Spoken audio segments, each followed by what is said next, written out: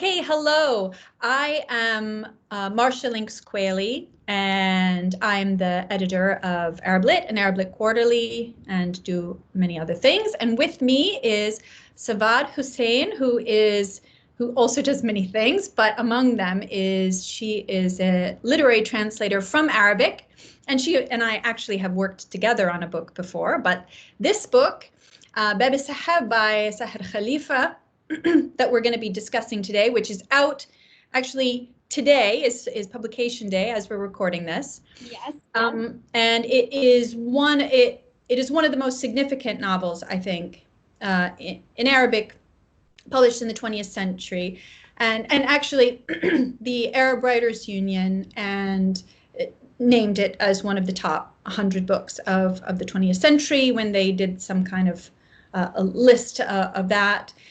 Bunny Paul magazine also did a list of the top 100 books, top 100 novels in Arabic, and the book was also on that list. So I think it's sort of widely felt that this particular book, among Sahar's maybe 10 novels, is very significant. However, Sahar, despite winning many prizes, she was a finalist for the 2020 Newstat. She won the Albert Moravia Prize in Italy, the Cervantes Prize in Spain, the Naguib Mahfouz Prize in Egypt. Her Asl wa Fasl was longlisted for the International Prize for Arabic Fiction, and I think a half dozen of her other books have been translated to English, as well as other languages. But this novel, even though it considered to be an important novel, a beautiful novel, an enjoyable novel, was not translated. It was published in 1990, and it was only today that it came out in Sawad's translation.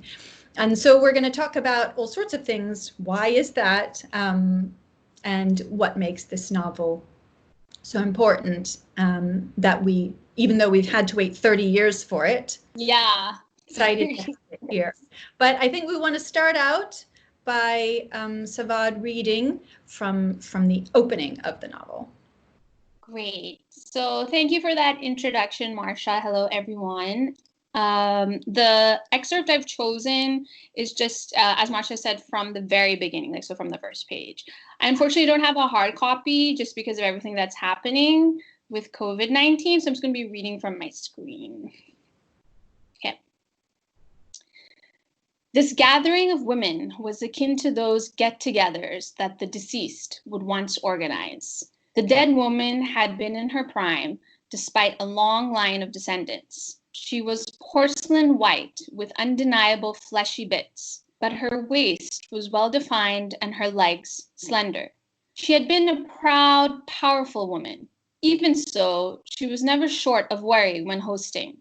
She would carefully dress herself, spritz perfume, paint her face, and transform her house into an Eden of jasmine, myrtle, and clove, accentuated by the scent of tobacco wafting from glowing hookahs decorated with bamboo leaves, glass baubles, and velvet pipes.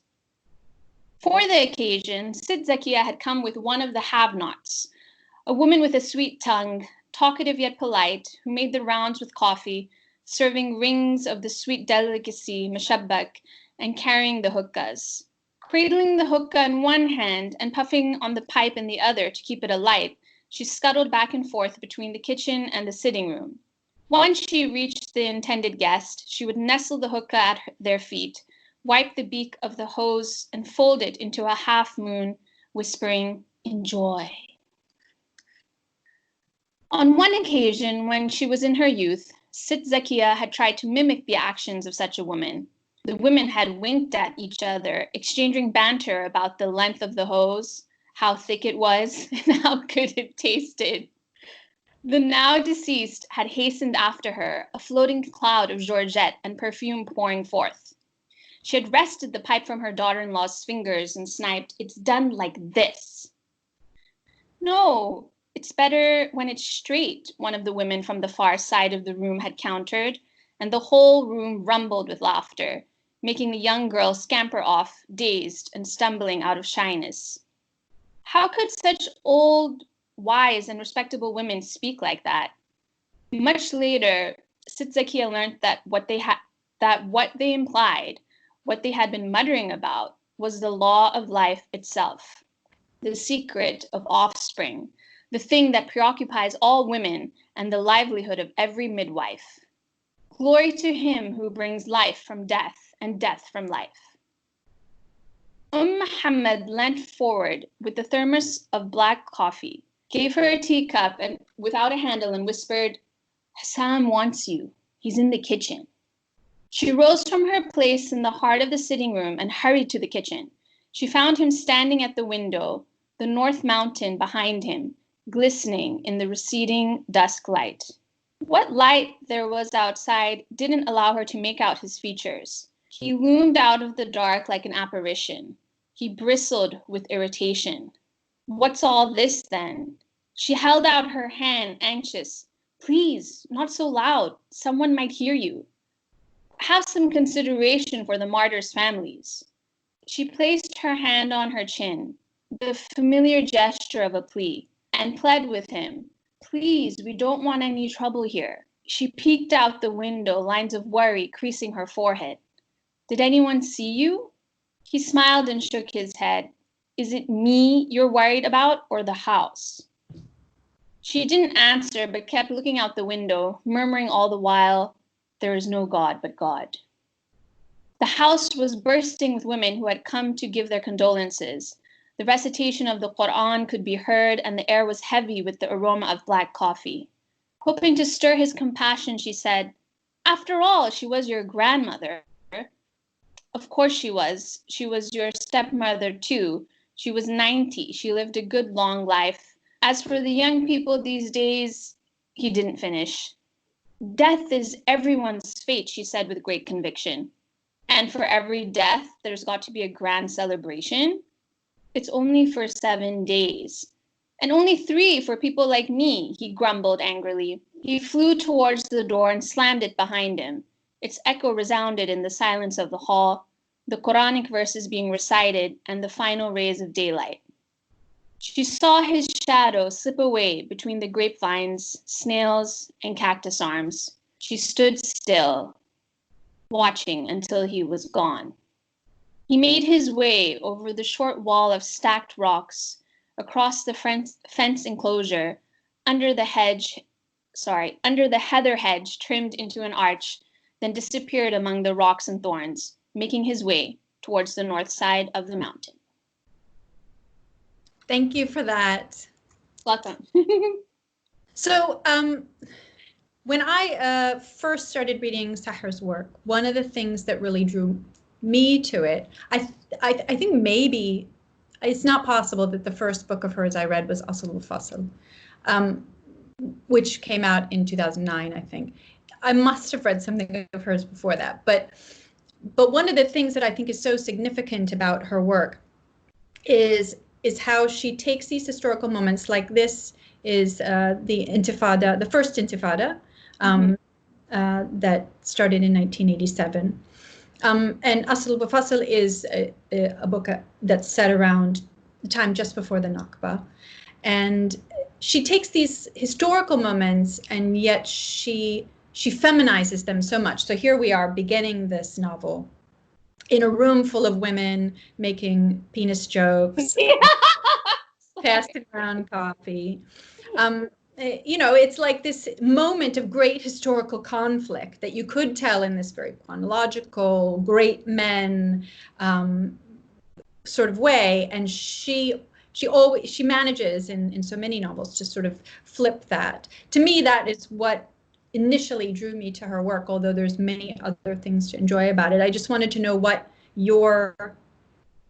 took you to this novel, what drew you to it and made you want to spend time with it?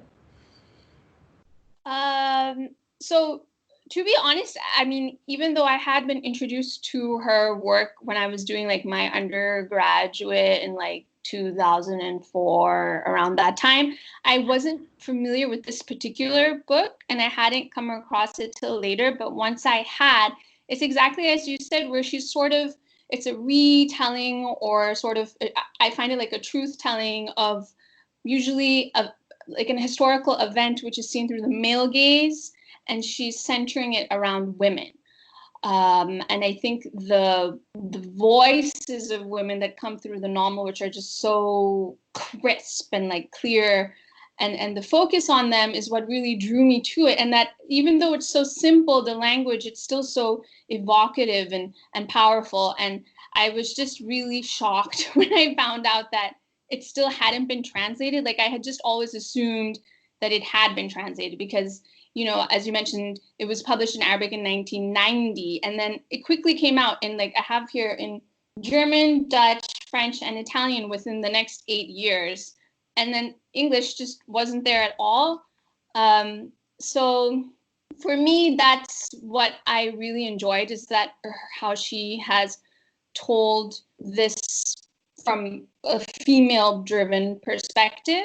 And I think that there's sort of this trend now, even in just in literature in general, to do that. Like, you know, like Maza Mengiste's like book, The Shadow King, where she's retold about the Italian invasion of Ethiopia and women's participation in that.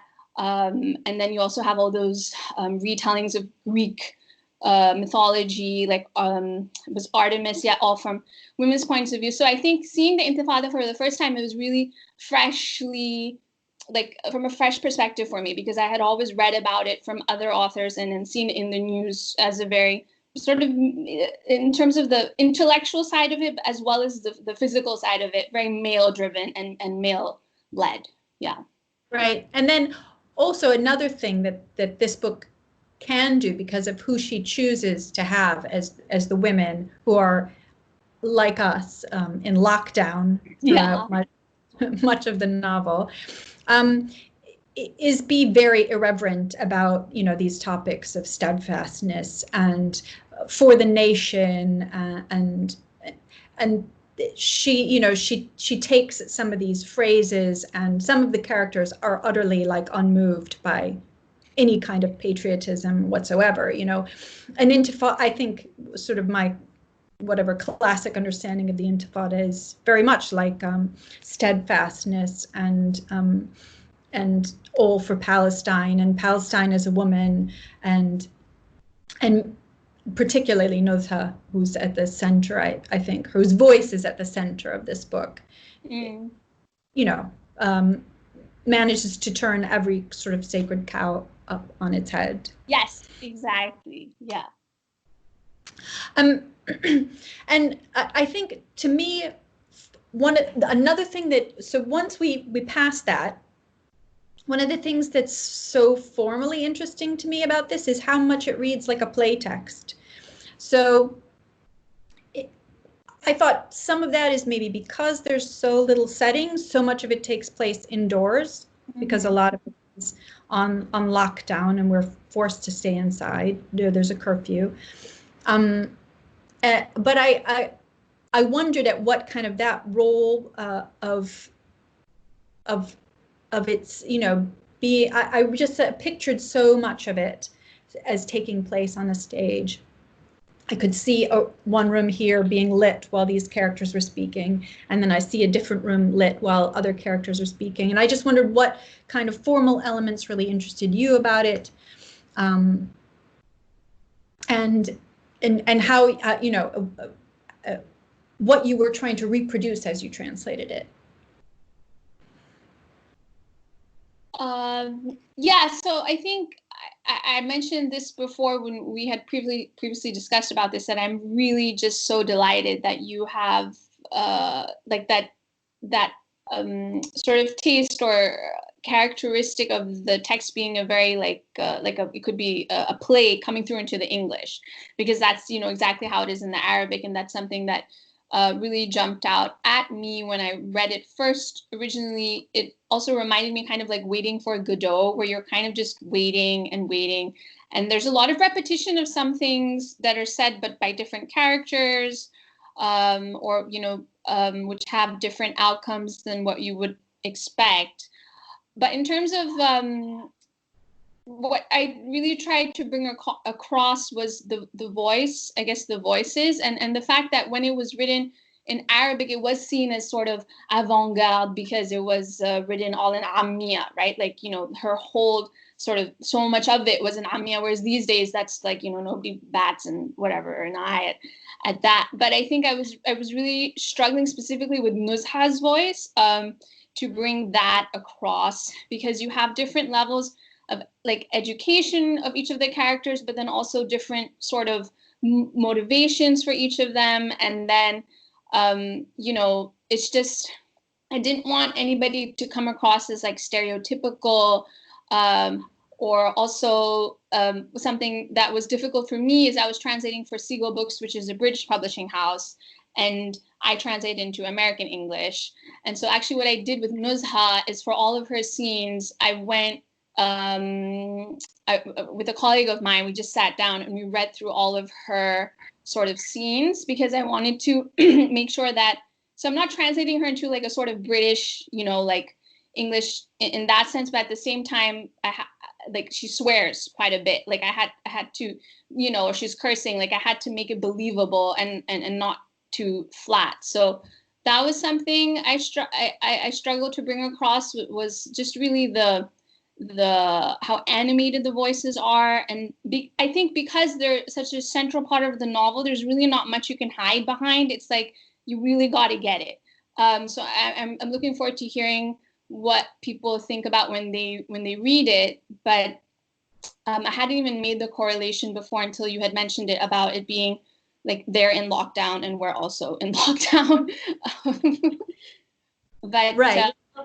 Right. I mean, me personally, I'm not allowed to go, not supposed to go outside the apartment at all. So I felt very much, as I was rereading this, in your beautiful translation, the sense of being, the same sense, an echo of being stuck in a place.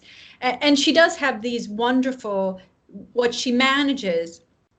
I think if anybody wanted to read this book now and think about how they were going to construct their own sort of quarantine novel, one of the wonderful things about it is how, you know, these characters, I don't think of any of them as the good guy, or as the cipher for the author. They're all very different. They all have flaws and you know, things that redeem them. Of course, Nuzha is my favorite because she's just, yes, she's coarse, she's vulgar, she says things that other people aren't willing to say. She's seen a lot in her young life. Yes. And yes, she's not a hero by any stretch. She's not really looking to save anybody, particularly after what happens with Ahmed, but these are great characters for bouncing off each other, I think. Yeah. And there is so much of it that's monologue. Yes. A long passage of speech followed by another long passage of speech. So yeah. So did you read them aloud, or how did you work on the voice? So usually, yeah. I mean, when I have dialogue in general, what I've started to do in the past like few years is to read like certain sections aloud. But specifically for Nuzha, that's the first time for like one specific character for the whole book through, I've really honed in on just her speech and making sure that it's, you know, internally consistent, but not to the point where it's flat, but like that she's believable as a character. And that's why I also like kind of read it with my colleague at work who was like, okay, this sounds natural, or no, that sounds stilted, because, you know, because you've translated it so directly, or, you know, because she didn't speak Arabic, this colleague of mine, so it was perfect. You know, because sometimes you can see the Arabic like peeking through. I forget who gave this metaphor, but I love it. It's like the bone. I don't know if it was you, like the bones poking through the flesh, and that's what I wanted to avoid. So yeah. Yeah, and I really like that she's, you know, that you also made her curse believably in English, because you know, I could just see this sort of being retranslated back into the Arabic and all the shit being turned into something, you know, like being like masked, you know, turned into something proper adab, you know, Yes. a more well-mannered book. Whereas she's not a well-mannered person. in all the great ways that you can be vulgar. She's directly spoken, and I think she should be saying, "I don't give a shit," you know. Yeah. Not really, not. I don't care for what you're saying. Yeah, exactly. That's what I was trying to, avoid. Also, what I just want to give a shout out to, what was really helpful in helping me hone the voice was, although they haven't had a podcast release lately, is it Muhammad Al-Bakri? He has this podcast called On Translation, where he has done a few episodes, and one of them was specifically on humor and voice. And I remember just listening to it, I think 3 times over, because they were talking about different sort of, how other languages have dealt, like including Arabic, giving examples from different books or whether regional dialects or how far to go, because I know some translators are like, oh, you shouldn't translate into specific sort of English. You should keep it a neutral sort of English, but then I don't think that's so believable. So I just wanted to thank him for that, because it really was a great episode. Right. So were you thinking of her speaking a particular kind of English?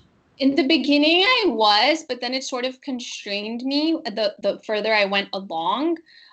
So I've tried to keep it as in, yes, she's British, but she's not like British from, like it's not like you identify her, she's from Essex or like Manchester or something. Because in the beginning, like I did go a bit too much, and my colleague was like, no, this is like too humorous, because I was trying too hard to make it British. So yeah, I hope that I've struck some sort of, where perhaps like she's speaking in the sort of British English, but it doesn't come across as weird that it's a Palestinian, like she's not speaking, like she's not saying anything specifically British, I guess. Right. I don't know. What do you think when you were reading it? Because it's been a while since I've read it. No, I did not associate her with any particular vernacular. So if she did sound British, it would have stood out to me. Like when I read American Granddaughter, right. So the dialogue in that does sound British, which is very strange, because she's supposed to be an Iraqi woman who was raised in the United States and who's living in the U.S. So to have her speaking a British English was very strange. And I know Margaret Litvin recently translated a book for Seagull, and she was talking about how she hears Sanallah Ibrahim as very Hemingway-esque, and she heard the book as American, and so for her to translate it into a British vernacular was strange. But then when I read her translation of Ice, it did not sound so British to me. That it was off-putting. Yeah. Right. Not like the American Granddaughter. I mean, if you're saying chips or crisps, I'm sorry, and you mean potato chips.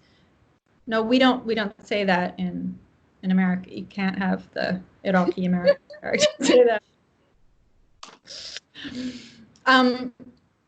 Yeah, and so I was interested in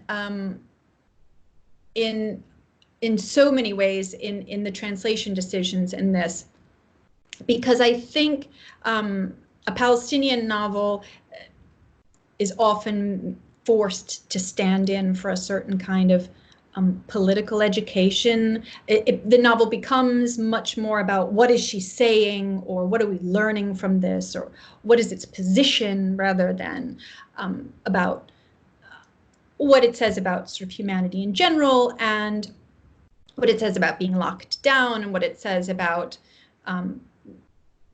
domestic violence, which I thought was a huge theme in the book.